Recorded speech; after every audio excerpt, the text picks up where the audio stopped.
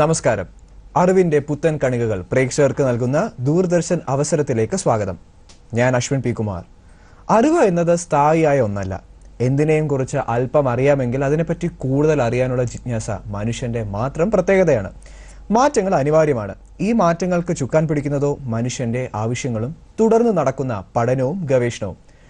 ആശയങ്ങൾ ആവിഷ്കാരമാക്കുന്ന ഉന്നത വിദ്യാഭ്യാസ രംഗത്തെ പഠനവും ഗവേഷണവുമാണ് ഇന്ന് ദൂരദർശൻ അവസരം പ്രേക്ഷകർക്ക് നൽകുന്നത്. ഈ വിഷയത്തിൽ നമ്മോടൊപ്പം കേരള സർവകലാശാലയിലെ അസിസ്റ്റന്റ് ഡയറക്ടറും കരിയർ ഗൈഡുമായ ഡോക്ടർ പി ഗോപിനാഥ പിള്ളൈ അതിഥിയായി ചേരുന്നു. അദ്ദേഹത്തിലേക്ക് വരാം. അതിനു മുമ്പായി ഈ ആഴ്ചയിലെ പ്രധാന തൊഴിലവസരങ്ങൾ. എയർ ഇന്ത്യ ചാർട്ടേഴ്സ് ലിമിറ്റഡിൽ 100 എയർലൈൻ അറ്റൻഡർമാരെ നിയമിക്കുന്നു. കോഴിക്കോട്, കൊച്ചി, മംഗലാപുരം, തിരുവനന്തപുരം എന്നിവിടങ്ങളിലും ഒഴിവുണ്ട്. കൂടുതൽ വിവരങ്ങൾക്കും ഓൺലൈനായി അപേക്ഷ സമർപ്പിക്കാനും സന്ദർശിക്കേണ്ട വെബ്സൈറ്റ് www.airindiaexpress.in. അപേക്ഷ സമർപ്പിക്കേണ്ട അവസാന തീയതി March 21. Ernakulam regional cooperative milk producers യൂണിയനിൽ വിവിധ തസ്തികകളിലെ 81 ഒഴിവിലേക്ക് അപേക്ഷ ക്ഷണിക്കുന്നു. എറണാകുളം, തൃശൂർ, കോട്ടയം, ഇടുക്കി ജില്ലകളിലാണ് ഒഴിവുകൾ ഉള്ളത്.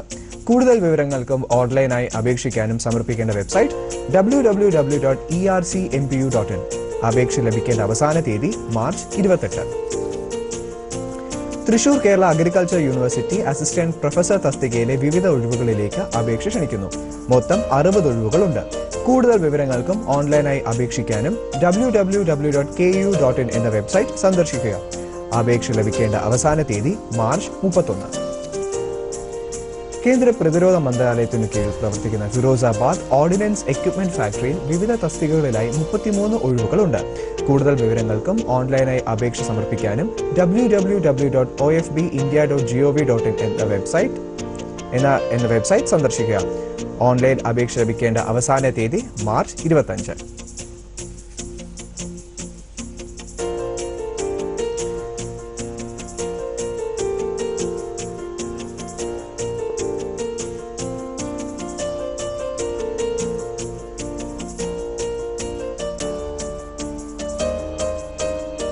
ആം ഫോഴ്സസ് മെഡിക്കൽ സർവീസിലേക്ക് MBBS ബിരുദധാരികളുടെ അപേക്ഷ ക്ഷണിച്ചു.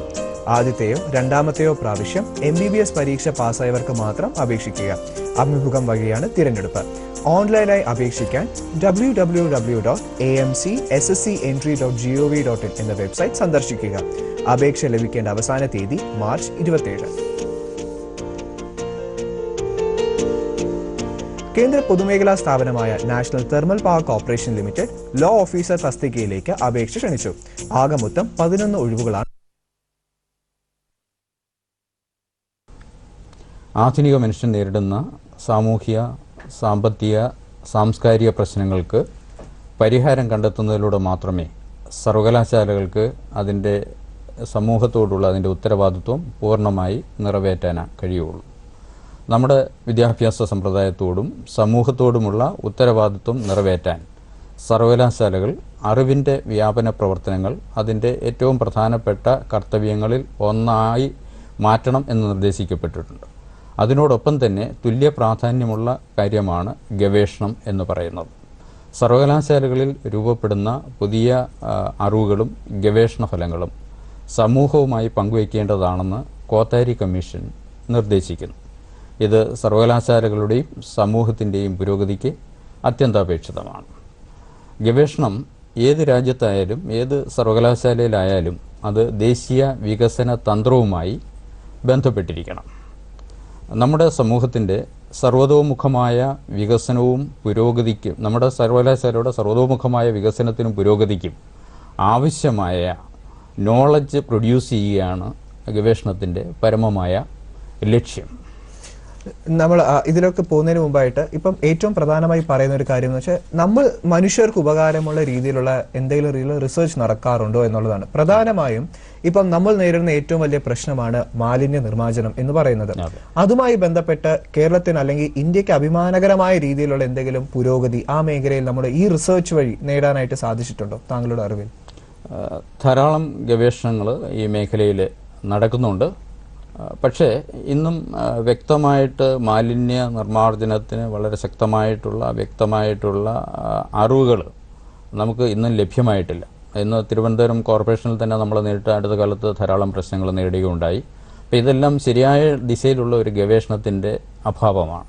അപ്പൊ ഇനി മുന്നോട്ട് ചലിക്കുക, കൂടുതൽ കാര്യങ്ങൾ മനസ്സിലാക്കുക, തിരിച്ചറിവ് ഉണ്ടാകുക, ഈ രീതിയിൽ മാത്രമല്ല നമുക്ക് മുന്നോട്ട് ചലിച്ച് ഈ രീതിയിലുള്ള ഇത്രയും വലിയ പ്രശ്നങ്ങൾക്ക് നമുക്കൊരു പരിഹാരം കണ്ടെത്താനായിട്ട് സാധിക്കുകയുള്ളൂ. അതെ, ഗവേഷണം എപ്പോഴും ഓറിയന്റ് ചെയ്യേണ്ടത്, ഫോക്കസ് ചെയ്യേണ്ടത് നമ്മുടെ സമൂഹം നേരിടുന്ന പ്രശ്നങ്ങളിലേക്കാണ്. ആ പ്രശ്നങ്ങൾ ഐഡന്റിഫൈ ചെയ്യുകയും ആ മേഖലയിലേക്ക് ഗവേഷണം ഫോക്കസ് ചെയ്യുകയും ചെയ്യേണ്ടത് വളരെ അത്യാവശ്യമാണ്. സാർ, ഇപ്പം സാറ് പറഞ്ഞതുപോലെ തന്നെ GDP-യിൽ വളരെ പ്രധാനപ്പെട്ട ഒരു പങ്ക് വഹിക്കുന്ന കാര്യം കൂടിയാണ് നമ്മുടെ ഗവേഷണ നിരീക്ഷണങ്ങൾ എന്ന് പറയുന്നത്. അപ്പം പുതുതലമുറ അതിൽ നിന്ന് വളരെ സ്കൂൾ കാലഘട്ടത്തിൽ നിന്നും തുടങ്ങി മുന്നോട്ട് വന്നാണല്ലോ ഇതിലേക്ക് വരേണ്ടത്. ഈ ഒരു വിദ്യാർത്ഥികൾക്ക് അല്ലെങ്കിൽ ആ വളർന്നു വരുന്ന ജനറേഷന് അതിനെപ്പറ്റി ഒരു അവബോധം ഉണ്ടാവണം എന്നുള്ളത്. ഇപ്പൊ നമ്മൾ തിരുവനന്തപുരത്ത് തന്നെ ശാസ്ത്ര സാങ്കേതിക മ്യൂസിയത്തിൽ ഈ വെക്കേഷൻ കാലഘട്ടത്തിൽ ഒരു 2 മാസ ക്യാമ്പ് തന്നെ അവർ നൽകുന്നുണ്ട്. അവർക്ക് അവിടെ പോകാം, അവർക്ക് ആ കാര്യങ്ങൾ പഠിക്കാം, അവർക്ക് സ്വന്തമായിട്ട് ആ എക്സ്പെരിമെന്റ്സ് ചെയ്തു നോക്കാം. ഇത്തരത്തിലുള്ള മാറ്റം അല്ലെങ്കിൽ ഇത്തരത്തിലുള്ള അവസരങ്ങൾ ഗവേഷണ മേഖലയിൽ ഇന്ത്യക്ക് പുതിയൊരു വാതിൽ തുറന്നു കൊടുക്കുകയല്ലേ ചെയ്യുന്നത്? തീർച്ചയായിട്ടും ഗവേഷണം സർവകലാശാലയിലോ ദേശീയ തലത്തിലുള്ള ഇൻസ്റ്റിറ്റ്യൂട്ടുകളിലോ മാത്രമായി ഒതുക്കി നിർത്താതെ എല്ലാവർക്കും ഗവേഷണം ചെയ്യാനുള്ള അവസരം ഉണ്ടാകണം. ഇവൻ കുട്ടിക്കാലം മുതൽ തന്നെ കുട്ടികളിൽ ഒരു ഗവേഷണത്തെ ഉണ്ടാക്കിയെടുക്കേണ്ടത് വളരെ അത്യാവശ്യമാണ്. അതിന് ശാസ്ത്ര സാങ്കേതിക മ്യൂസിയവും അതേപോലുള്ള ഏജൻസികളും ഒക്കെ വളരെ പ്രധാനപ്പെട്ട ഒരു പങ്കാണ് വഹിക്കുന്നത്. അപ്പം നമ്മുടെ സമൂഹത്തിൽ ഉണ്ടാകുന്ന പ്രശ്നങ്ങൾ, അതിനെ സംബന്ധിച്ചുള്ള ആക്ഷൻ റിസർച്ചുകൾ നടത്തിക്കഴിഞ്ഞാൽ അത് സമൂഹത്തിന് വളരെയേറെ പ്രയോജനമുണ്ടാകും. അത്തരത്തിൽ സമൂഹത്തിൽ നേരിടുന്ന ഓരോ പ്രശ്നങ്ങളും അല്ലെങ്കിൽ ശാസ്ത്രലോകം നേരിടുന്ന ഓരോ പ്രശ്നങ്ങളും ഗവേഷണത്തിന് വിഷയമായി ഭവിക്കേണ്ടതാണ്. നമ്മുടെ കോൺസ്റ്റിറ്റ്യൂഷനിൽ ഈ ഡയറക്റ്റീവ് പ്രിൻസിപ്പിൾ തന്നെ വളരെ പ്രധാനമായിട്ട് പറഞ്ഞേക്കുന്നതാണ് വിദ്യാർത്ഥികളിൽ സയന്റിഫിക് ടെമ്പറമെന്റ് ഉണ്ടാവണം. നമ്മുടെ പ്രിയപ്പെട്ട മുൻ പ്രധാനമന്ത്രിയായിരുന്ന നെഹ്റുവും ആ രീതിയിൽ പറഞ്ഞിട്ടുണ്ട്. പക്ഷെ എനിക്ക് നമ്മുടെ സാമൂഹിക അന്തരീക്ഷം കൊണ്ടാണ് ഇത് നഷ്ടപ്പെട്ടു പോകുന്നത്. അതായത് ഒരു ജോലി, അതിനപ്പുറം മറ്റൊരു ചിന്തയെ വരാതെ പോകുന്നതുകൊണ്ടാണ് ഈ ജനറേഷനിലുള്ള സയന്റിഫിക് ടെമ്പറമെന്റ് നഷ്ടപ്പെട്ടു പോകുന്നത്. അതെ, ഇന്ന് പ്രധാനമായിട്ടും ഇന്നത്തെ ജനറേഷന് കൂടുതൽ മെറ്റീരിയലിസ്റ്റിക് ആയിട്ടാണ് ചിന്തിക്കുന്നത്. ഒരു ജോലിയാണ് പ്രധാനമായിട്ടും ടാർഗറ്റ് ചെയ്യുന്നത്. എല്ലാ ഡിഗ്രികളും ജോലിയിലേക്ക് ടാർഗറ്റ് ചെയ്തുകൊണ്ടാണ്. അതുകൊണ്ട് തന്നെ ഗവേഷണങ്ങൾ ഇന്ന് വെറും ഒരു വഴിപാടായി മാറിയിട്ടുണ്ട്. എങ്കിലും സാർ, ഗവേഷണത്തിലേക്ക് വരുന്ന വഴി ഏതെല്ലാം രീതിയിലുള്ള ജോബ് ഓപ്പർച്യൂണിറ്റീസ് ആണ് ഉള്ളത്? അത് മാത്രമല്ല, കേരളത്തിൽ എന്നുതൊട്ടാണ് ഈ ഗവേഷണ സ്ഥാപനങ്ങൾ അല്ലെങ്കിൽ ഗവേഷണം ആരംഭിച്ചത്? ഈ ഗവേഷണം വഴി ജോലി സാധ്യതകൾ എത്രമാത്രമാണുള്ളത്? കേരളത്തിൽ സർവകലാശാല തലത്തിൽ ഗവേഷണം ആരംഭിച്ചത് 1937-ലാണ്. 1937 ട്രാവൻകൂർ യൂണിവേഴ്സിറ്റിയിൽ ഡിപ്പാർട്ട്മെന്റ് ഓഫ് റിസർച്ച് ആരംഭിച്ചതോടുകൂടിയാണ് സർവകലാശാല തലത്തിലുള്ള കാലഘട്ടത്തിൽ വളരെ നേരത്തെ തന്നെ, വളരെ മുൻപ് തന്നെ. അത് തിരുവിതാംകൂർ രാജാവാണ് അതിന് മുൻകൈ എടുത്തതെന്നാണ് അതിന്റെ പ്രത്യേകത എന്ന് പറയുന്നത്. ആ കാലഘട്ടത്തിൽ പോലും ഗവേഷണത്തെക്കുറിച്ച് അവർ ബോധവാന്മാരായിരുന്നു എന്നുള്ളത് വളരെ അഭിമാനകരമായിട്ടുള്ള കാര്യമാണ്. അപ്പം ആ കാലഘട്ടം മുതൽ തന്നെ സർവകലാശാലയിൽ ഗവേഷണം ആരംഭിക്കുകയുണ്ടായി. ഗവേഷണം അതിനുശേഷം വളർന്ന് പന്തലിച്ചു വന്നു. പക്ഷേ അത് സമൂഹത്തിന് എത്രമാത്രം നമുക്ക് പ്രയോജനമുണ്ട് എന്നുള്ളതാണ് ഇപ്പോഴത്തെ ഏറ്റവും പ്രധാനപ്പെട്ട ക്വസ്റ്റ്യൻ എന്ന് പറയുന്നത്. സാർ, അപ്പോൾ ഇതിനായിട്ടുള്ള മിനിമം ക്വാളിഫിക്കേഷൻ എന്തെല്ലാമാണ്? അത് മാത്രമല്ല, ഈ ഗവേഷണ നിരീക്ഷണങ്ങൾ വഴിയുള്ള ജോലി സാധ്യതകൾ എത്രമാത്രമാണ്? ഗവേഷണത്തിന് ചേരാൻ ഒരു വിദ്യാർത്ഥി പോസ്റ്റ് ഗ്രാജുവേറ്റ് ഡിഗ്രിയിൽ 55% മാർക്ക് നേടിയെടുക്കേണ്ടതായിട്ടുണ്ട്. ഒപ്പം തന്നെ സർവകലാശാലയിൽ ഓരോ സർവകലാശാലയിൽ നടത്തുന്ന PhD എൻട്രൻസ് പരീക്ഷ പാസ്സായിരിക്കണം. ഇത് രണ്ടും ഉള്ളവർക്ക് ഗവേഷണത്തിൽ ചേരാവുന്നതാണ്. ഇതിനോടൊപ്പം തന്നെ ദേശീയ തലത്തിലുള്ള ഏജൻസികൾ നടത്തുന്ന national eligibility test, university grants commission നടത്തുന്ന national eligibility test, council of scientific and industrial research നടത്തുന്ന നാഷണൽ എലിജിബിലിറ്റി ടെസ്റ്റ്, ഈ ടെസ്റ്റ് പാസ്സാവുന്നവർക്കും സർവകലാശാലകളിൽ ഗവേഷണത്തിന് ചേരാവുന്നതാണ്. അതിനോടൊപ്പം തന്നെ MPhil പ്രോഗ്രാം കംപ്ലീറ്റ് ചെയ്തവർക്കും ഗവേഷണത്തിൽ ചേരാം. എനിക്ക് തോന്നുന്നു പ്രേക്ഷകർക്ക് അത് കുറച്ചുകൂടി വിശദമായി അറിയണമെന്ന് ആഗ്രഹം ഉണ്ടായിരിക്കും. നമ്മൾ UGC നെറ്റിനെ പറ്റിയാണെങ്കിലും CSIR നെറ്റിനെ പറ്റിയാണ്. സാർ, അതിന് മുമ്പായിട്ട് ഇപ്പം ഒരു വിദ്യാർത്ഥി, അതായത് ഇപ്പം MPhil അല്ലെങ്കിൽ ഇപ്പം MTech പൂർത്തിയായിരിക്കുന്ന കുട്ടി, അതായത് എഞ്ചിനീയറിംഗ് മേഖലയിൽ നിന്ന് വന്നൊരു കുട്ടി PhD എടുക്കാൻ താല്പര്യം ചിലപ്പം സാമൂഹിക വിഷയങ്ങളിലായിരിക്കാം. ആ രീതിയിൽ, കാരണം പഠിച്ചു വന്നതിൽ നിന്ന് വ്യത്യസ്തമായ ഒരു മേഖലയിൽ PhD എടുക്കണം എന്നൊരു ആഗ്രഹം തോന്നുന്നു. കേരളത്തിൽ അതിനൊരു സാധ്യതയുണ്ടോ? കേരളത്തിന് അടുത്ത കാലത്ത് ഇതിനുള്ള സാധ്യത തെളിഞ്ഞു വരുന്നുണ്ട്. പക്ഷേ പ്രധാനമായിട്ടും കേരളത്തിലെ ഗവേഷണം എന്ന് പറയുന്നത് വാട്ടർ ടൈറ്റ് കമ്പാർട്ട്മെന്റിൽ തന്നെയാണ്. കേരളത്തിന് പുറത്ത് ഇതിന് വളരെ ഏറെ സാധ്യതകളുണ്ട്. ഇന്റർ ഡിസിപ്ലിനറി റിസർച്ചിനുള്ള വളരെയേറെ സാധ്യതകളുണ്ട്. ഏത് വിഷയത്തിൽ PhD എടുക്കുന്നവർ, ഏത് വിഷയത്തിൽ PG എടുത്തവർക്കും ഇന്റർ ഡിസിപ്ലിനറി ഡിപ്പാർട്ട്മെന്റുകൾ വഴി PhD എടുക്കാനുള്ള സൗകര്യമുണ്ട്. കേരളത്തിൽ പ്രധാനമായിട്ടും നമ്മൾ പറയുന്നത് അതാത് വിഷയങ്ങളിൽ തന്നെ പോസ്റ്റ് ഗ്രാജുവേറ്റ് ഡിഗ്രി പാസ്സായാൽ മാത്രമേ നമുക്ക് ആ വിഷയത്തിൽ PhD എടുക്കാൻ പറ്റുള്ളൂ. പക്ഷേ ഈ അടുത്ത കാലത്ത് എഞ്ചിനീയറിംഗ് മേഖലയിൽ ഇത് ധാരാളം മാറ്റങ്ങൾ വന്നിട്ടുണ്ട്. തിരുവനന്തപുരം ബാർട്ടൺ ഹിൽ എഞ്ചിനീയറിംഗ് കോളേജിൽ തന്നെ ട്രാൻസാക്ഷണൽ എഞ്ചിനീയറിംഗ് തുടങ്ങിയിട്ടുണ്ട്. അവിടെ ആ എഞ്ചിനീയറിംഗിൽ ഈവൻ യോഗ വരെ അതിനകത്ത് ഉൾപ്പെടുത്തിയിട്ടുണ്ട്.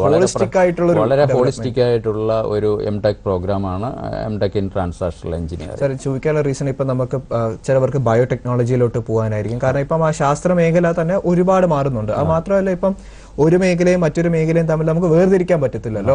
ഉദാഹരണത്തിന് ഇപ്പം ഒരു എഞ്ചിനീയർ ആണെങ്കിലും നമുക്ക് സമൂഹത്തിൽ നേരിടുന്ന പ്രശ്നങ്ങളെ മാറ്റിമറിക്കുക, പ്രശ്നങ്ങളെ നേരിടുക, ഇതാണല്ലോ മനസ്സിലേക്ക് വരുന്നത്. അതുകൊണ്ടാണ് ആ ഒരു സംശയം വന്നത്. സാർ നമുക്കിനി വിശദമായിട്ട് നമുക്ക് CSIR നെറ്റിലേക്കും UGC നെറ്റിലേക്കും വരാം. നമ്മൾ എല്ലാ ദിവസവും കേൾക്കുന്നതാണ് ഞാൻ നെറ്റിന് പ്രിപ്പയർ ചെയ്യുകയാണ് ആ രീതിയിൽ. അപ്പം എന്താണ് ഈ UGC നെറ്റ് എന്ന് പറയുന്നത്? ഏതെല്ലാം വിഷയങ്ങളിലുള്ളവർക്കാണ് നെറ്റ് എഴുതേണ്ടതായിട്ടുള്ളത്? അതിനെപ്പറ്റി കുറച്ച് വിശദമായി പറയാമോ? UGC നെറ്റ് എൻ്റെ പ്രധാനപ്പെട്ട 2 ലക്ഷ്യങ്ങളാണ് അതിനുള്ളത്. ഒന്ന്, PhD ചെയ്യാൻ ഉദ്ദേശിക്കുന്നവർക്ക് ജൂനിയർ റിസർച്ച് ഫെലോഷിപ്പ് നൽകുക. 2, അസിസ്റ്റന്റ് പ്രൊഫസറായിട്ട് നിയമിക്കാനുള്ള അടിസ്ഥാന യോഗ്യത നേടുക. ഈ 2 ലക്ഷ്യമാണ് പ്രധാനമായിട്ടും UGC നെറ്റ് എക്സാമിനേഷൻ ഉള്ളത്. സാർ ഇപ്പൊ അസിസ്റ്റന്റ് പ്രൊഫസർ എന്ന് പറയുമ്പോഴത്തേക്കും സർക്കാർ കോളേജിലും സർക്കാർ ഇതര കോളേജുകളിലും അങ്ങനെയാണ്. എല്ലാ കോളേജുകളിലും അസിസ്റ്റന്റ് പ്രൊഫസറായിട്ട് നിയമിക്കണമെങ്കിൽ UGCയുടെ നെറ്റ് പാസ്സായിരിക്കണം എന്നുള്ളതാണ് അടിസ്ഥാന യോഗ്യത. സാർ അതിനിടയിൽ ഒരു സംശയം, ഇപ്പം മെഡിക്കൽ അല്ലെങ്കിൽ എഞ്ചിനീയറിംഗ് മേഖലയിൽ പെട്ടവരും ഈ UGC നെറ്റ് എഴുതണം? അവർക്ക് CSIR അതേപോലെയുള്ള ടെസ്റ്റുകൾ ഉണ്ട്. ആ ടെസ്റ്റുകളാണ് പാസ്സാവുന്നത്. അപ്പൊ UGC നെറ്റ് ഇപ്പോൾ 94 സബ്ജക്റ്റുകളിൽ UGCയുടെ നെറ്റ് എക്സാമിനേഷൻ 94 സബ്ജക്റ്റുകളിൽ UGCയുടെ നെറ്റ് എക്സാമിനേഷൻ നടത്തുന്നുണ്ട്. ഈ നെറ്റ് എക്സാമിനേഷന് 3 പേപ്പറുകളാണ് പ്രധാനമായിട്ടും ഉള്ളത്. അതിൽ ഒന്ന് general knowledge, research aptitude, reasoning, comprehension, ഇങ്ങനെ വരുന്ന സബ്ജക്റ്റുകളാണ് ഒരു പേപ്പറിൽ ഉൾപ്പെടുത്തിയിട്ടുള്ളത്. മറ്റൊരു പേപ്പറിൽ വിദ്യാർത്ഥി സെലക്ട് ചെയ്തിട്ടുള്ള ടോപ്പിക്കാണ് ഉൾപ്പെടുത്തിയിട്ടുള്ളത്. അവരുടെ പ്രധാനപ്പെട്ട സബ്ജക്റ്റ് ഏതാണെന്ന് വെച്ചാൽ ആ സബ്ജക്റ്റാണ് ഉൾപ്പെടുത്തിയിട്ടുള്ളത്. മൂന്നാമത്തെ പേപ്പറിലും സബ്ജക്റ്റുമായിട്ട് ബന്ധപ്പെട്ട പ്രോഗ്രാംസാണ്. ഇതിൽ ഒരു പേപ്പറിൽ പേപ്പർ 1 50 മാർക്കിലുള്ള മൾട്ടിപ്പിൾ ചോയ്സ് ക്വസ്റ്റ്യൻസ് ആണ് ഉൾപ്പെടുത്തിയിട്ടുള്ളത്. മൊത്തം 60 ക്വസ്റ്റ്യൻസ് ഉണ്ടാവും. അതിൽ 50 ക്വസ്റ്റ്യൻസിന് ഉത്തരം എഴുതണം. ഒരു ക്വസ്റ്റ്യൻ 2 മാർക്ക് വീതം 100 മാർക്കാണ്. നെഗറ്റീവ് മാർക്സ് എല്ലാ ടെസ്റ്റിനും ഇപ്പോൾ ഉൾപ്പെടുത്തിയിട്ടുണ്ട്. 1.25 മണിക്കൂർ ലഭിക്കും ഈ ഫസ്റ്റ് പേപ്പർ എഴുതുന്നതിന്. സെക്കൻഡ് പേപ്പർ സബ്ജക്റ്റുമായിട്ട് റിലേറ്റ് ചെയ്തിട്ടുള്ളതാണ്. 50 ക്വസ്റ്റ്യൻ ഉണ്ടായിരിക്കും. ഈ 50 ക്വസ്റ്റ്യൻ കമ്പൽസറി ആണ്. 100 മാർക്കിൻ്റെ എക്സാമിനേഷൻ ഉണ്ടായിരിക്കും. അതിനും 1.25 മണിക്കൂർ നീണ്ടു നിൽക്കുന്ന ഒരു പരീക്ഷയാണുള്ളത്. മൂന്നാമത്തെ പേപ്പറും സബ്ജക്റ്റുമായിട്ട് വളരെ ഡീപ്പായിട്ട് വരുന്ന പേപ്പറാണ്. ഈ പേപ്പറിൽ 75 മൾട്ടിപ്പിൾ ചോയ്സ് ക്വസ്റ്റ്യൻസ് ഉണ്ടായിരിക്കും. ഈ 75 ക്വസ്റ്റ്യനും കമ്പൽസറി ആയിട്ട് ഉത്തരം എഴുതണം.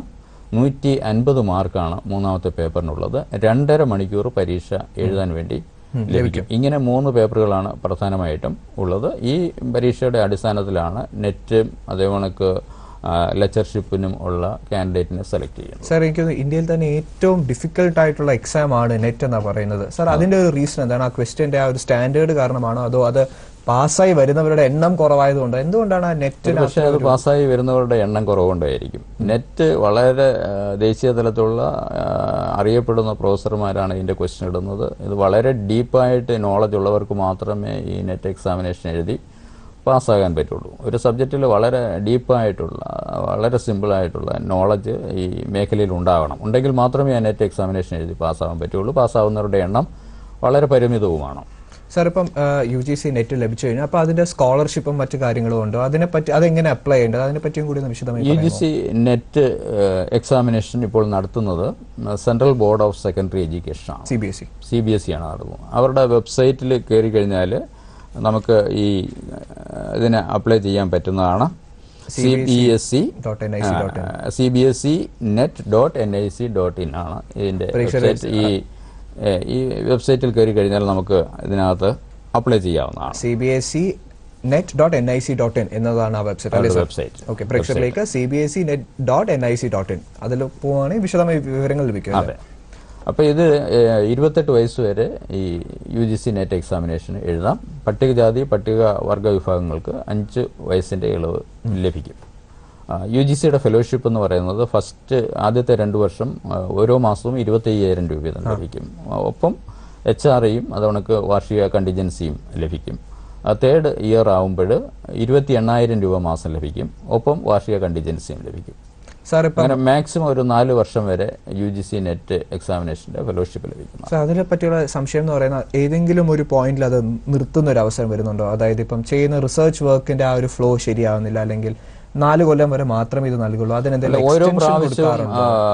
ഓരോ പ്രാവശ്യം നെറ്റിന്റെ ഫെലോഷിപ്പിന്റെ എക്സ്റ്റൻഷന് പ്രോഗ്രസ് റിപ്പോർട്ട് അനിവാര്യമാണ്. ഓരോ മാസവും തന്നെ വിദ്യാർത്ഥികൾ പ്രോഗ്രസ് റിപ്പോർട്ട് സമർപ്പിക്കേണ്ടതായിട്ടുണ്ട്. അപ്പം അത് നോക്കി നടക്കുന്ന ഒരു ഫാക്കൽറ്റി ആണോ? അത് ഗൈഡാണ്, റിസർച്ച് ഗൈഡാണ് അത് സൂപ്പർവൈസ് ചെയ്യുന്നത്.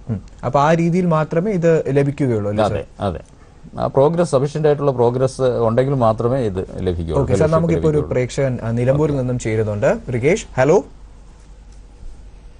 റികേഷ്, സംസാരിച്ചോളൂ. ഹലോ. റികേഷ് നിലമ്പൂരിൽ നിന്നല്ലേ? എന്താണ് സംശയം? ചോദിച്ചോളൂ. സാർ, ഞാൻ ഹിസ്റ്ററിയിൽ PG കഴിഞ്ഞാണ്. അപ്പോ നെറ്റ് എഴുതുന്ന സമയത്ത് മൈനസ് മാർക്ക് ഉണ്ടോ എന്ന് അറിയാൻ വേണ്ടിയിട്ടായിരുന്നു. പുതിയതിൽ മൈനസ് മാർക്ക് ഉണ്ടോ എന്ന് അറിയാൻ വേണ്ടിയിട്ടായിരുന്നു. UGCയുടെ അതുകൊണ്ട് CSIR എക്സാമിനേഷനിൽ നെഗറ്റീവ് മാർക്ക് ഉണ്ടായിരിക്കും. നെഗറ്റീവ് മാർക്ക് ഉണ്ടോ? ഉണ്ടാവും. അപ്പൊ കഴിഞ്ഞ പ്രാവശ്യം വരെ എഴുതിയാൽ നെഗറ്റീവ് മാർക്ക് ഉണ്ടായിരുന്നു. അപ്പൊ പുതിയൊരു ഇതാണോ? എങ്ങനെയാ അതിന്റെ ഒരു കാര്യങ്ങൾ? അതിന്റെ പാറ്റേൺ കുറച്ച് മാറ്റിയിട്ടുണ്ട്. ഇപ്പൊ 3 എല്ലാം മൾട്ടിപ്പിൾ ചോയ്സ് ക്വസ്റ്റ്യൻ ആക്കിയിട്ടുണ്ട്. MCQ ആണ് ഇപ്പൊ ക്വസ്റ്റ്യന്റെ പാറ്റേൺ എന്ന് പറയുന്നത്. എന്താ sir? MCQ multiple choice questions ആണ് ഇപ്പോഴെല്ലാ പേപ്പറിനും ഉള്ളത്. മൈനസ് മാർക്ക് അപ്പോൾ മൈനസ് മാർക്കും ഉണ്ടാവും അതിനോടൊപ്പം തന്നെ. അതെ അല്ലേ? അതെ. നമ്മളിപ്പോ കഴിഞ്ഞ 4-5 വർഷമായിട്ട് ഇപ്പൊ മൈനസ് മാർക്ക് ഹ്യൂമാനിറ്റീസ് വിഷയങ്ങളിൽ മൈനസ് മാർക്ക് സാധാരണ പതിവില്ലല്ലോ.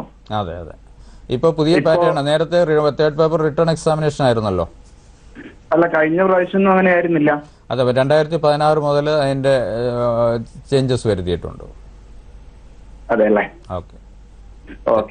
അപ്പൊ എന്തായാലും ആൻസേഴ്സിനെല്ലാം പോസിറ്റീവ് മാർക്ക് ലഭിക്കട്ടെ എന്ന് ഞങ്ങൾ ആശംസിക്കുന്നു. നല്ലപോലെ പ്രിപ്പയർ ചെയ്ത് പരീക്ഷ എഴുതുക. വിളിച്ചതിന് വളരെയധികം നൽകി സാർ. Okay, thank you. നമ്മളിപ്പോ പറഞ്ഞു നിർത്തിയത് UGC നെറ്റിനെ പറ്റിയാണ്. ഇതുപോലെ തന്നെയുള്ള മറ്റൊരു പരീക്ഷയാണല്ലോ CSIR. സാർ, അതിനെപ്പറ്റി കുറച്ച് വിശദമായി പറയാമോ?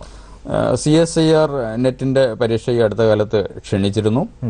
ഇത് ദേശീയ തലത്തിലുള്ള സയൻസ് ആൻഡ് ടെക്നോളജി ഇൻസ്റ്റിറ്റ്യൂട്ടുകളിൽ ഗവേഷണം നടത്താനുള്ള ഒരു പരീക്ഷയാണ്.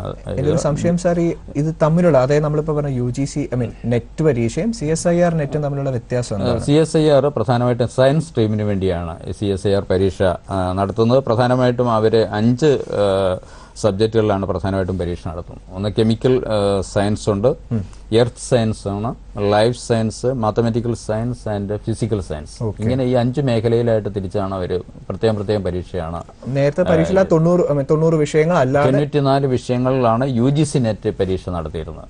ഇത് CSIRന്റെ സയൻസ് സ്ട്രീമിലേക്ക് വേണ്ടിയുള്ള പരീക്ഷയാണ്. ഇങ്ങനെ 5 സബ്ജക്റ്റുകളിലാണ് പ്രധാനമായിട്ടും CSIR പരീക്ഷ നടത്തുന്നത്. അപ്പോൾ ഈ പരീക്ഷ ഈ അടുത്ത കാലത്ത് വിളിച്ചിരുന്നു. ഈ പരീക്ഷയ്ക്ക് അപ്ലൈ ചെയ്യണമെങ്കിൽ MSc, BE, BTech, അതേപോലെ തന്നെ MPharm, BPharm, അതേപോലെ MBBS ഇതിന് 55% മാർക്കോടുകൂടി പാസ്സായിരിക്കണം. സാർ, അത് മാത്രമല്ല, അപ്പം അതിനാവശ്യമായിട്ടുള്ള ഏജ് ലിമിറ്റോ അങ്ങനെ മറ്റെന്തെങ്കിലും കാര്യമുണ്ടോ? ഈ പരീക്ഷയ്ക്കും 28 വയസ്സാണ് age limit. Scheduled caste, scheduled tribe വിഭാഗങ്ങൾക്ക് 5 വർഷത്തെ ഇളവ് ലഭിക്കും. സാർ, ഇപ്പോൾ ഈ 2 പരീക്ഷയെ പറ്റി സംശയം. ഇപ്പം ഇക്കുറി ഞാൻ പരീക്ഷ എഴുതുന്നു, പാസ്സാവുന്നു, ഏതെങ്കിലും കാരണത്താൽ എനിക്ക് ഇക്കുറി ജോയിൻ ചെയ്യാൻ പറ്റുന്നില്ല, ഈ സ്കോറിന് എന്തെങ്കിലും വാലിഡിറ്റി ഉണ്ടോ? അടുത്ത 2 കൊല്ലത്തേക്കോ 3 കൊല്ലത്തേക്കോ, അതോ എല്ലാ പ്രാവശ്യവും പരീക്ഷ എഴുതണം എന്നുണ്ടോ? ഈ പരീക്ഷയ്ക്ക് ഒരു വർഷം കൂടി ഇതിന്റെ വാലിഡിറ്റി കിട്ടും. അത് കഴിഞ്ഞാൽ വീണ്ടും എഴുതേണ്ടി വരും. അതായത് ഇപ്പം ഒരു ജോലിക്കായിട്ട്, അതായത് ഇപ്പോൾ ഒരു അസിസ്റ്റന്റ് പ്രൊഫസറായിട്ട് നിയമനം ലഭിക്കണം എന്നുണ്ട്, പക്ഷെ ആ ടൈമിൽ PhDക്ക് പോയി ഒരേ കൂടി നമ്മൾ ജോയിൻ ചെയ്യാനായിട്ട് വരും. അസിസ്റ്റന്റ് പ്രൊഫസറായിട്ട് ഒരിക്കൽ പാസ്സായാൽ മതിയാവും. ഓക്കെ സാർ, ഇപ്പൊ കോഴിക്കോട് നിന്നും ശ്രീജിത്ത് എന്ന് പറഞ്ഞ പ്രേക്ഷകൻ ചേരുന്നു. ഹലോ ശ്രീജിത്ത്. ഹലോ. ചോദിച്ചോളൂ, എന്താണ് സംശയം? സാർ കേൾക്കാമോ? കേൾക്കാം, സാർ, ഞാൻ കാലിക്കറ്റിൽ നിന്നാണ്, ശ്രീജിത്താണ്. ഡൗട്ട് എന്താണെന്ന് വെച്ചാൽ, നമ്മുടെ private universities and deemed universities നടത്തുന്ന പാർട്ട് ടൈം PhD UGC കഴിഞ്ഞ കുറച്ച് കാലങ്ങളായിട്ട് അവരത് ബാൻ ചെയ്തേക്കാണല്ലോ. അതെ. ഇപ്പോഴും പല യൂണിവേഴ്സിറ്റീസും ആളെ എടുക്കുന്നുണ്ട്, അവർ കോഴ്സും കണ്ടക്ട് ചെയ്യുന്നുണ്ട്. വാലിഡ് ആണോ അല്ലയോ എന്ന് അറിയാനായിരുന്നു. UGC ബാൻ ചെയ്തത് ഒരിക്കലും വാലിഡിറ്റി ഉണ്ടാവില്ല. UGC ബാൻ ചെയ്ത കോഴ്സുകൾക്കും അതേപോലെ PhDക്കും യാതൊരു കാരണവശാലും അതിന് റെക്കഗ്നിഷൻ ഉണ്ടായിരിക്കത്തില്ല. അപ്പൊ നിലവിൽ യൂണിവേഴ്സിറ്റിയുടെ ജൂറിസ്ഡിക്ഷന് പുറത്തുള്ള ഒരു ഓഫ് ക്യാമ്പസ് സെന്റേഴ്സ് ഇന്ത്യയിൽ എവിടെയും അനുവദിക്കപ്പെടുന്നില്ല? ഇല്ല. Okay, thank you.